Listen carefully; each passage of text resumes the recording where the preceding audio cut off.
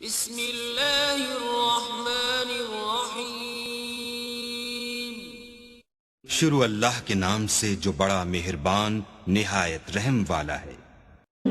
ایک دوسرے کو عزت دو، برداشت کرو۔ میرے نبی نے فرمایا بہترین مسلمان وہ ہے جو بیوی سے اچھا سلوک کرتا ہو، اور بیوی سے فرمایا میری شریعت میں سجدہ ہوتا تو بیوی سے کہتا خامد کو سجدہ کر۔ بہترین صدقہ اولاد کی تربیت ہے۔ پورا گھر میرے نبی نے نقشہ ہر ایک کی قیمت بتائی۔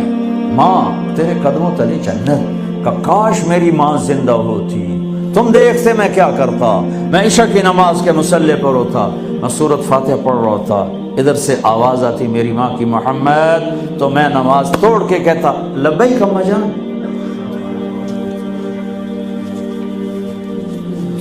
باپ کا تیرے جنت کا دروازہ ہے، باپ تیری جنت کا دروازہ ہے، کھولنا توڑنا نہیں، کھولنا توڑنا نہیں، توڑ دیا تو جنت میں نہ جا سکو گے۔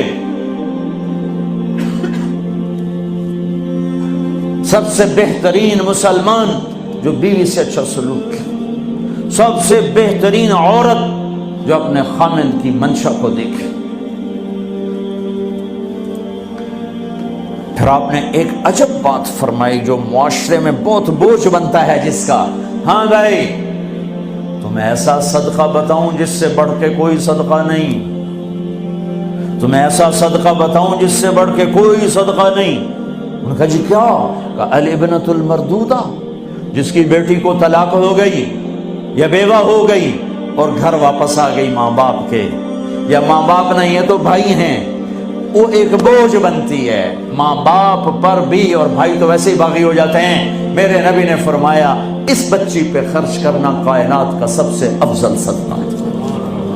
گھر، ایک گھر کیسے چلتا ہے؟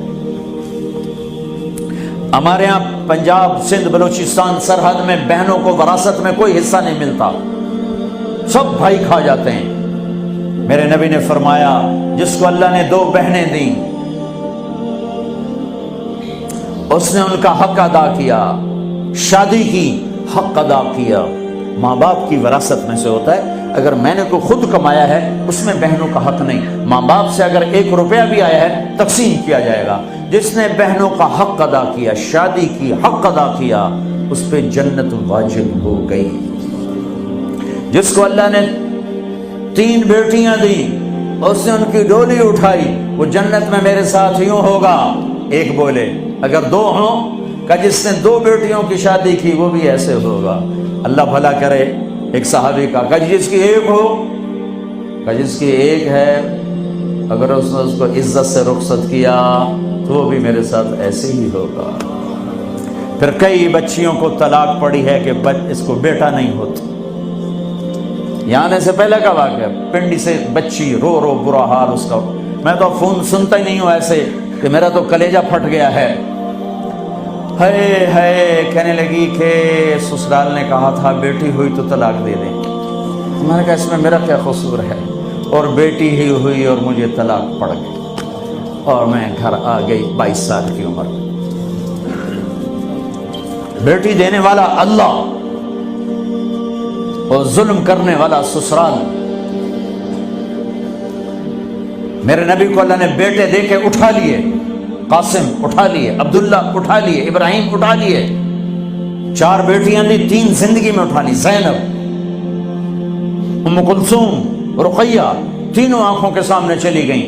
فاطمہ سے نسل چلی، آپ نے فرمایا لوگوں کی نسل بیٹے سے چلتی ہے، میری نسل میری بیٹی فاطمہ سے چلی۔ اس لعنت کو دھویا۔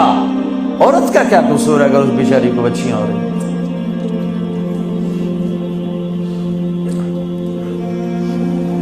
جس نے اپنی بہنوں کو حق ادا کیا، جس نے بیٹیوں کو ڈولے میں بٹھایا، ان کا حق ادا کیا، کہ جنت میں یوں ہو جائے گا۔ بہنوں کو دینا اتنا ضروری ہے، حرام ہو جاتی ہے روٹی۔ میں نے مولانا جمشید صاحب میرے استاد ہیں، میں نے ان سے تفسیر پڑھی۔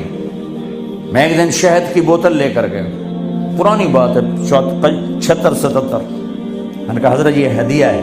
فرمایا کہاں سے لائے ہو؟ کہ میرے اپنے باغ کا ہے۔ فرمایا تیرے باپ نے اپنی بہنوں کو، تیرے باپ نے اپنی بہن یعنی میری پھوپھیوں کو، تیرے باپ نے اپنی بہنوں کو زمین میں سے حصہ دیا تھا؟